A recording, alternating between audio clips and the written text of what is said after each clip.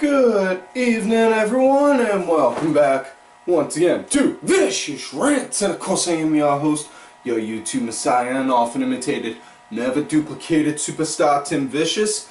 And talking about this week's Raw, it is. I say this every time. Y'all should know this by now. I'm starting to sound like a fucking broken record. Two most important Raws of the month. Go Home and Fallout. This was the Go Home Raw. And before I start going over the matches, not even gonna lie, I was disappointed with there was no Go Home atmosphere the entire time. I mean, yeah, they talked about on how Hell in a Cell is this Sunday, but other than that, what else? I mean, anyways, start off this week's Raw with the Authority coming down to the ring, and the biggest shocker in that, Randall was wearing pants. Oh yes, that's right. Apparently Randy's deathly allergy to pants that he wound up getting in like 2009 is now slowly starting to phase out of his system. You know? So, hopefully, this deathly allergy of his will phase away and permanently in due time. But Triple H comes out, says he's proud of everyone who's here in the ring, and hypes up the Hell in a Cell matches. And biggest thing that confused me to no end. I know that they didn't want to push the idea of, well, the loser of Ambrose versus Cena is facing Randy. Okay, you don't want to point out that Randy's getting the loser of the match. It's all well and good. You can hype it up however you want to do that. But Trips wound up saying that the winner of Cena and Orton gets to go up against is the #1 contender for the world title and goes up against Brock Lesnar, which that confuses me because hindsight 2020. This is the loser match, you know? And yet you're awarding the losers with a title shot.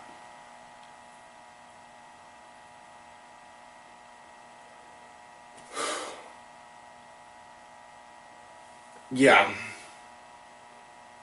Anyways, they were hyping that up. And yeah. That was about the most excitement in that promo. Next matchup, it was Sheamus and the Usos versus The Miz and the Dust Brothers. How many times a week can we keep getting trios matches? Not even just trios matches, the same trios matches. It's okay. It's like the creative doesn't have an idea on how to hype up and build a match, which don't get me started on that because I'll go and be pissed off and I'll rant on that all day, and I can only put so much time on this camera before YouTube won't let me upload it. But what the fuck? Where's the story? Where's the feel? What is making me want to get hype and think, oh wow, this is gonna be good? No, there's nothing. Because all you're doing is having these two guys that are feuding and these two guys that are feuding teaming up. There's no feel to the match.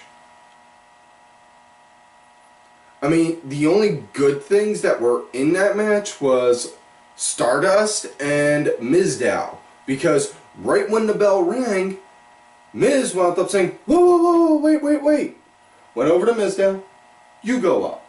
No, no, no, no. You. Go ahead. You go up. It's your time. And Miz and Sandow was in the match. And Miz wound up doing the commentating, in which case all I could think is Miz said everything Mizdow does is like the Miz, so he's emulating Miz. And does that mean when... I kind of find that hard to believe considering Mizdow can do a better figure 4. But anyways, the match itself, yeah, it felt like the same kind of stuff we've been getting fed.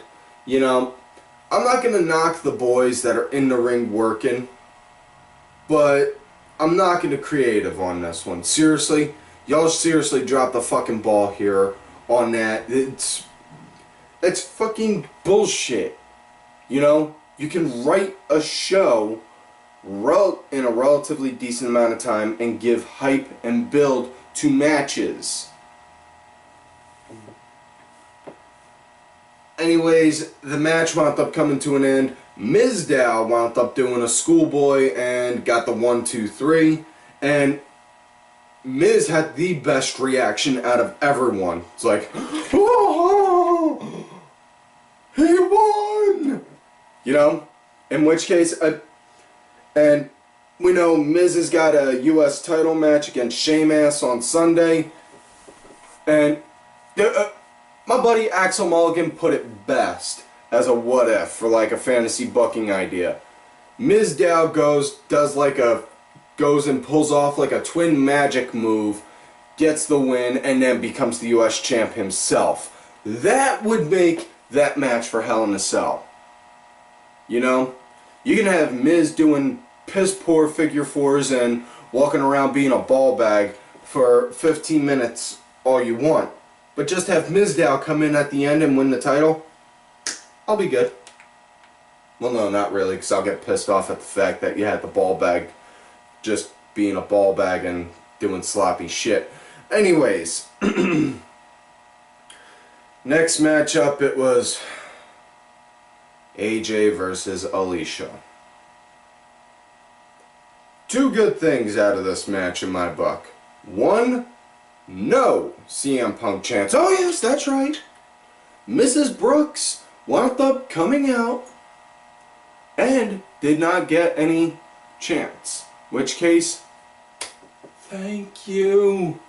Maybe now fans will finally stop getting so pissed and being like, oh, when's he coming back? When's he coming back? He's not coming back. Get the fuck over it.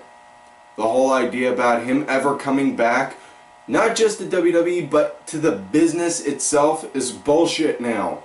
He's gonna sit at his home, play his Wii, turn into a fat ass, and just collect off of his wife's paycheck. That's basically it. But anyways, the other good thing, Alicia Fox, because like I said, my book, hottest one in the roster. But the match itself, it could be argued on. I guess you could make an argument saying that it was entertaining. Yeah. You had Paige out there, and the big thing that's confusing me with Paige is 1 week she's jacket, 1 week she's fingerless gloves, it's 1 week she's both. It's like her look is being based off of a lesbian from Battle at the Thunderdome. Not only that, where's her character? All you're doing is just throwing her out there, saying, okay, go out, wrestle.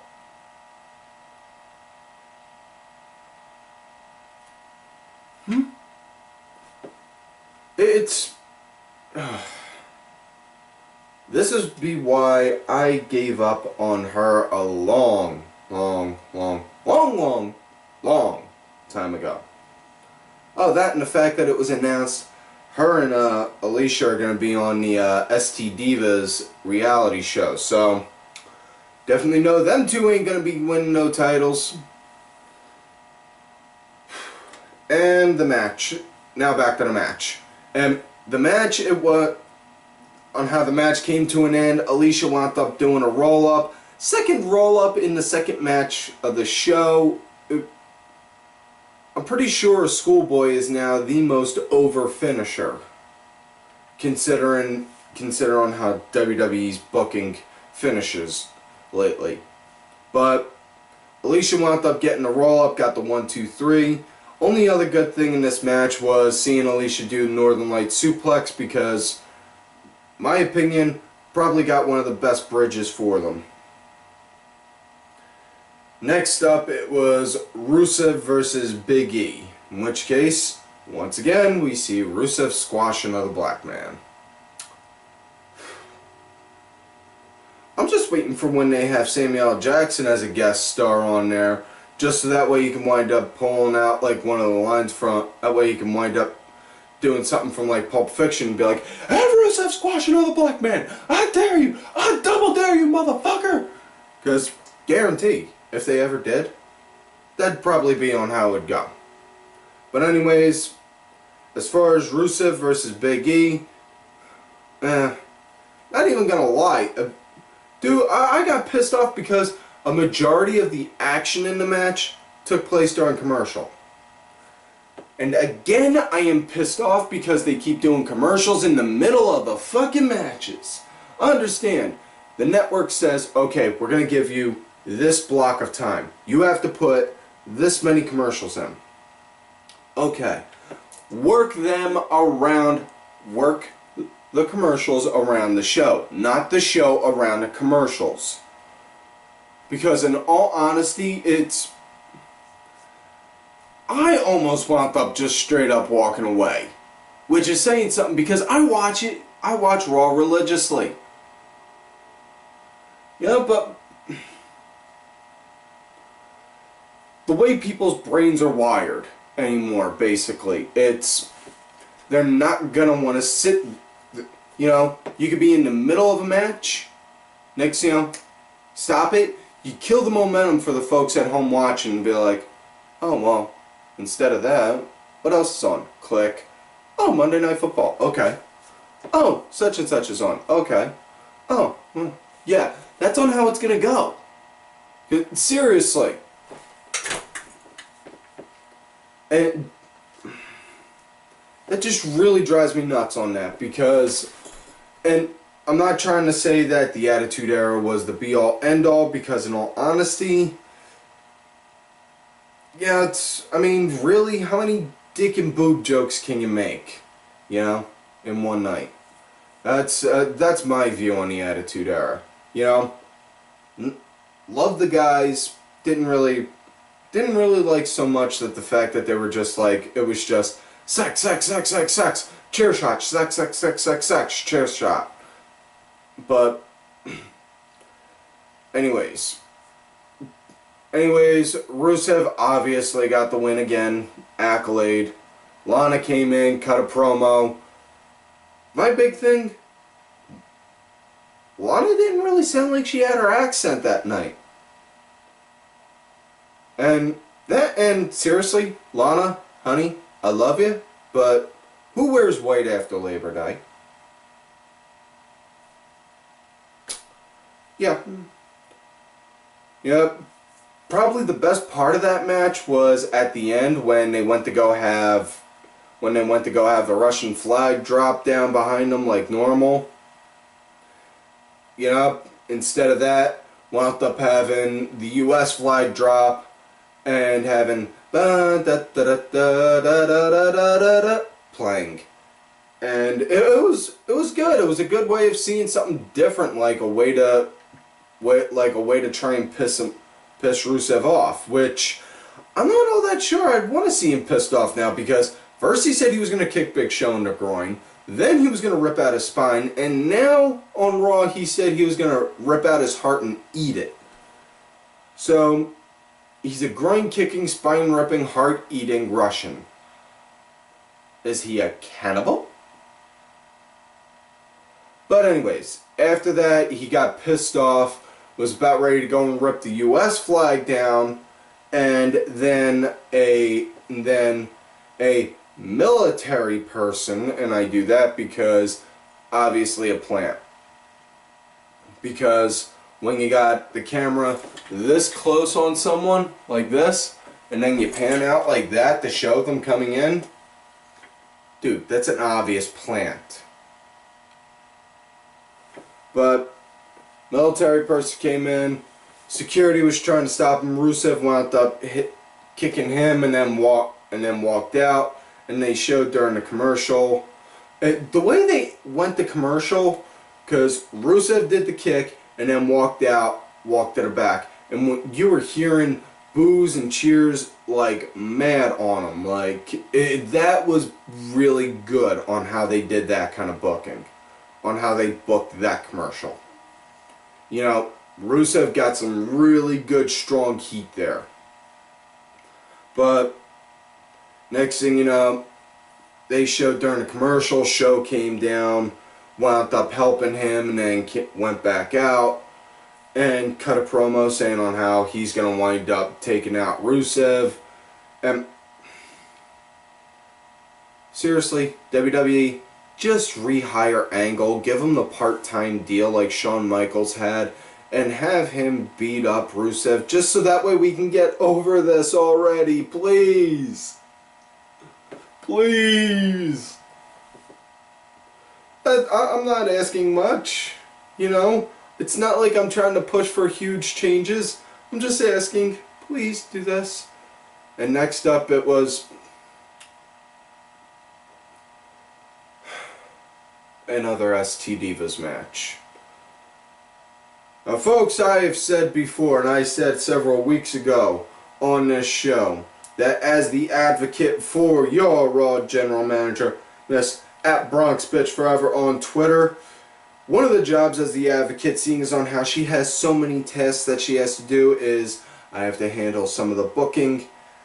I did not book this, nor did she. This was in fact something Vince McMahon insisted himself upon, and because he wanted to still hype up the reality show as well as the Bellas match, because it was Summer Rae versus Gorgonzola Bella. Wait, Gorgonzola Bella? No. She's named after a cheese. Swiss? No. Blue? Yeah. Blue. I think it starts with a B anyway. Blue Cheese Bella versus Summer Rae. Yeah. Well, the match happened. That about sums up everything that was good on it. And in there they wound up talking about on how Fromunda Cheese Bella is going up against Boob Job Bella at Hell in a Cell, and the loser is the winner's personal assistant for 30 days. Seriously? I thought slavery was illegal now. How is it that you're able to get around it? Just out of curiosity, because, you know, I have a gaggle of interns that I need who are still looking for college credit, and I need to find some way to, you know, make them be more minion-like. Not the short little yellow adorable minions, but I mean actual minions, like, you know, they go to hand me a cup of coffee, even if it's the exact way I want, I say, that was wrong, now make it again. You know, something like that. Hey, but anyways, that end really, you're pretty much giving away the ending on that match, because what babyface is going to have their own flesh and blood go and be their own personal assistant. You know?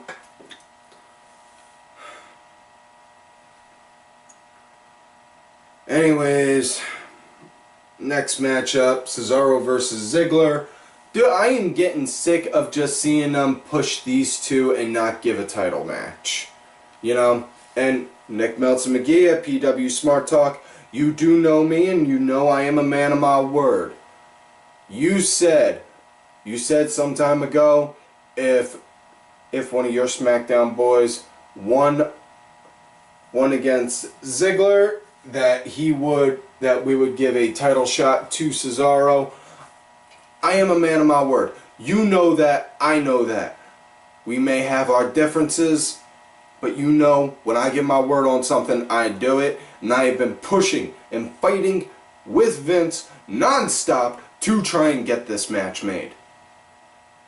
I just keep getting stonewalled. That's the thing. So please, do not go and say I am trying to push this back, because I want to see this match. Anyways, back to the match, and I know I've been saying, excuse me, I've been saying anyways a lot in this show. Have you guys noticed that? Can we get a little ticker down at the bottom saying like on how many times? No? No? Am I the only one in here? I am? Okay, I guess I'm going crazy then. And almost, ha ha ha. Now, on to the match. Not knocking the match. The match was good. It's the same match that we've seen a half a dozen times already. So that's where my problem is. You know, put the strap on the line, get Cesaro to win, and then move forward with the story. You know, you can't keep reading the same sentence on the same page week after week after week and expect people to still be hooked into it. You know?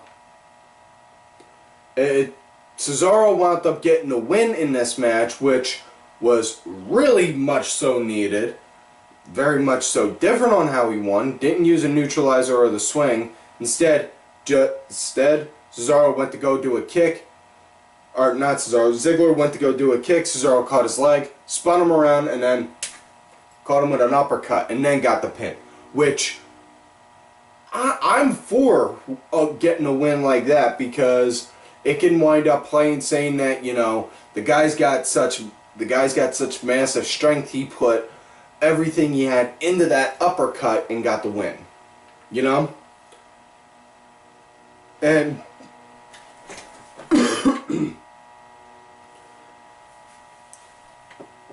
yeah, and then after the match, Cesaro wound up hitting a neutralizer. He wound up hitting a neutralizer on Ziggler and then walked away. Hopefully, they're going to wind up pushing for a match for the title at Hell in a Cell. That's just me, though. That's what I'm hoping. And next matchup, the main event of the night. Cena and Ambrose versus Kane, Rollins, and Orton in a street fight.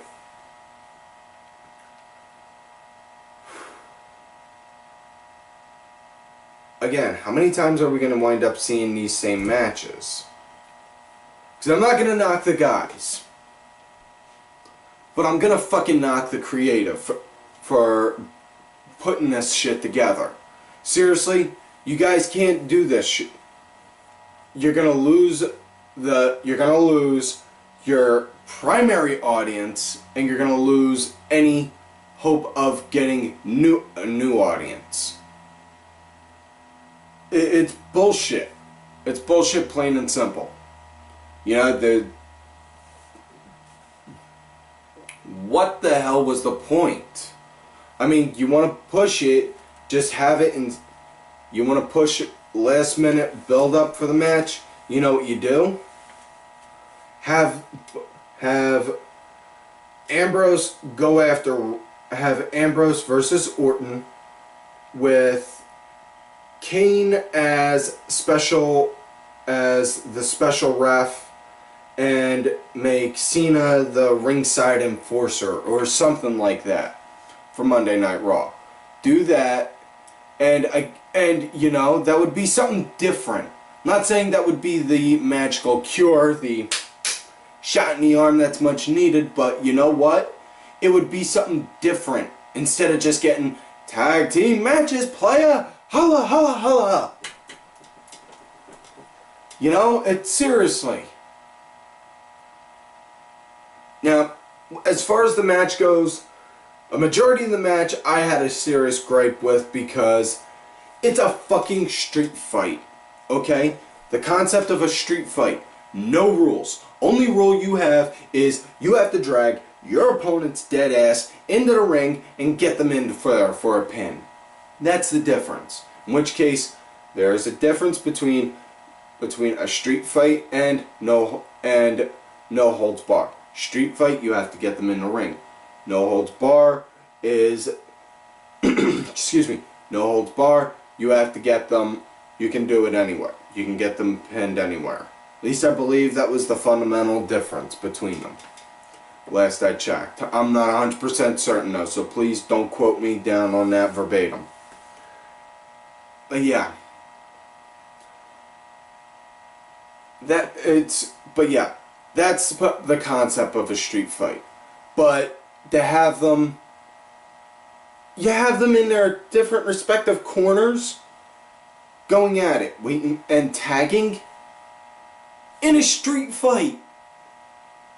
A street fight, for crying out loud. People, come on. Yeah, people have been crying for a while. They want to see Cena go heel. They want to see Cena turn heel. You know what? This pretty much was very much so a heelish thing of Cena, because in a match where the only rule is to pin your opponent inside the ring, he sat there on the apron the entire time while all three guys were going and beating him up senseless.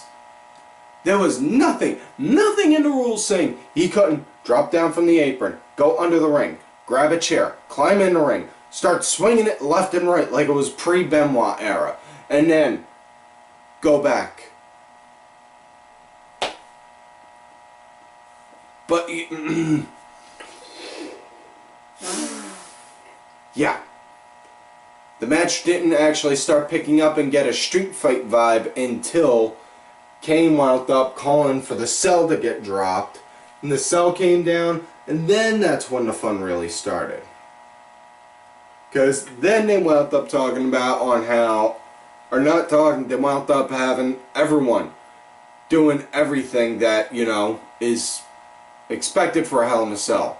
No rules. No rules, just mayhem. And that's on how it was going. You know, I liked, from the moment the cell dropped, the match picked up.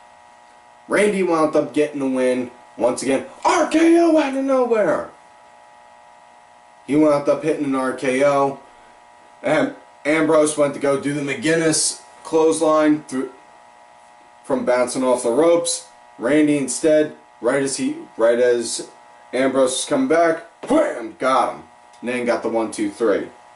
Next thing you know, they wound up doing the usual beatdown on the heel, or they wound up doing the usual not the beatdown. See, my head's so messed up because I'm pissed off over this. I'm not thinking right. After that, Rollins wound up doing a curb stomp to Orton. That's what it was. And nice to see on that. Rollins is doing everything he needs to as a heel to get heat. Randy just seems very compliant and like, okay, you want me to do this? I'll do this. And doesn't try to add on to it. You know? It's very sad because, while I give Randy a lot of crap, Randy's a good wrestler. He's just one of those kind of guys you got to give a brain duster to in the back of the head saying, hey, come on. Come on, start actually giving a good, come on. Put something into this match, for fuck's sake. But yeah. Other than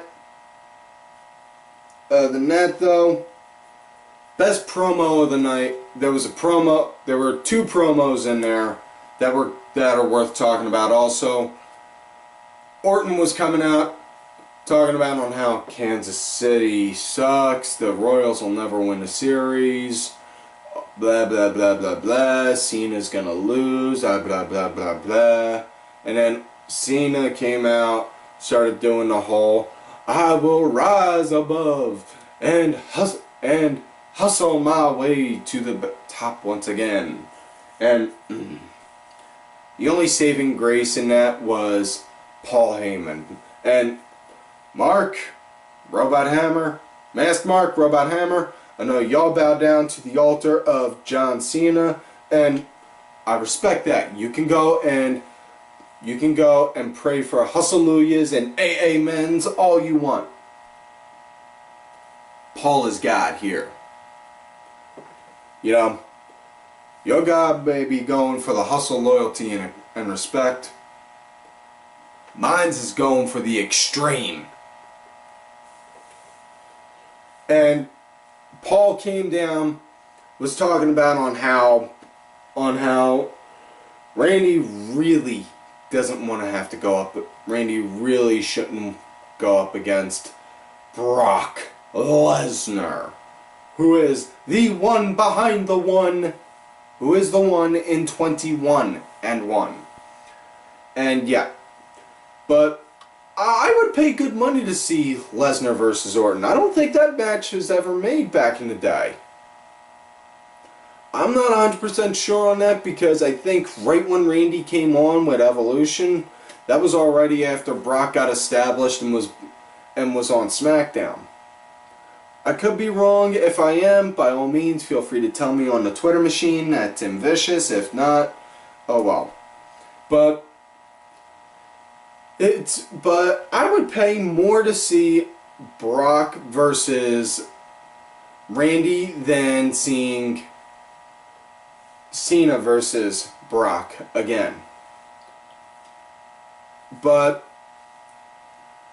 the thing you kind of figure they're going to probably do that, considering like I said at the end of the show, Randy got curb stomped, and it looks like he's going to be slowly getting a new face turn, which could probably help him.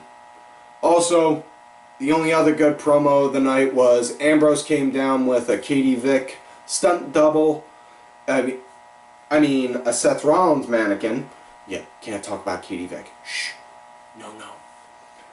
But started ripping that thing up, something fierce.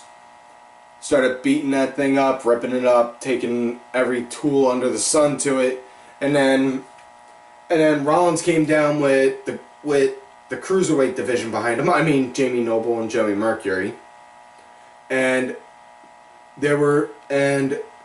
Rollins was talking about, I don't sweat going up against you. I don't worry about going up against this or that, and I sure don't worry about going up in there. Talking about the Hell in a Cell. And right out of nowhere, huge thing that woke up everyone. Big surprise, and I gave an NWA Road Warriors pop for this. Mick Foley came out of nowhere. He came out of nowhere, which, Nick, congratulations. That night was your 300th consecutive day of wearing Christmas attire, so good job there, dude. And he came out, started talking about Hell in a Cell. You ever go and talk about Hell in a Cell, you have to talk about Mick Foley. Because in all honesty, Mick Foley motherfucking made Hell in a Cell. He made Hell in a Cell what it is. And then Foley started talking about the scars that he got from Hell in a Cell. About the tooth that he lost that came out of his nose, and dude, he wound up talking about that at his stand-up show I went to. So, and he showed that one there. Yeah, that fucking thing was nuts. Yeah, but Yeah, I'm hoping that the match between Ambrose and Rollins is what brings back the hell in Hell in a Cell. Because if anything, I'm hoping, you know those Play-Doh presses you get as a kid where you push the lever down and you see the Play-Doh get smushed at the other end? I'm wanting to see Ambrose get Rollins' face and press it up against the side of the fence like it's the Play-Doh press. And try and smush his face out just to the point to where Rollins is like, ah, no! Begging for mercy. Yep. Yeah. And Foley wound up saying that he sees Ambrose winning. But other than that, those are the only two good promos, and that was the show for the night. So, that's it, folks. So, make sure to like this video, subscribe to the channel. Look for me on Twitter at Tim Vicious. Make sure y'all look for my backup account at Tim_Vicious. And I can't believe I'm about to say this, but hell's definitely frozen over. I now have one of those Facebook gimmicks. So, yeah, if you want to look for me on there, I use the name Tim Ash, Tim Vicious as my alternative. And I used Ash because I am still a firm believer in kayfabe, dammit, and I will not use my real name. And also, don't forget to like all of these. Oh, before I go and give those shout outs, folks, also I was on the Wrestling Matters podcast. Tony, I'm sorry, I don't want to make it sound like I just straight up forgot right up until now. I did have it laid out on how I was going to put you on here, man. It's just way my brain works sometimes. You know, look for Tony Walker. I will have a link for the podcast that I was on in there. But also, make sure y'all follow all these cool ass cats right here on Twitter. Vicky Earls, make sure y'all check out Vicky's YouTube page. I am Danny Sunday, Monkey Mars, Axel Mulligan. Make sure y'all check out Axel's show, Axel's Analysis. It's like this, but with NXT. And he talks about, excuse me, talks about indies also sometimes. So, you know, that show's definitely better. Sunday Segway, Sinfully Sabrina, Cranky Grandpa, Legion Lady Aaron, Alva Ben, Just a Stupid Mark, and my client, who, may I add, is the Raw General Manager, Bronx Bitch Forever. And Josh, don't think this is going to be a week that goes by that I don't say something about you, son. Because trust me, I get my hands on you. You ain't gonna be getting any mercy, man.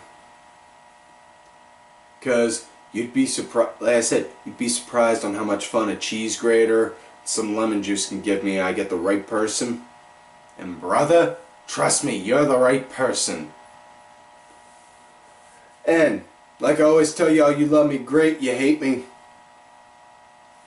fuck yous.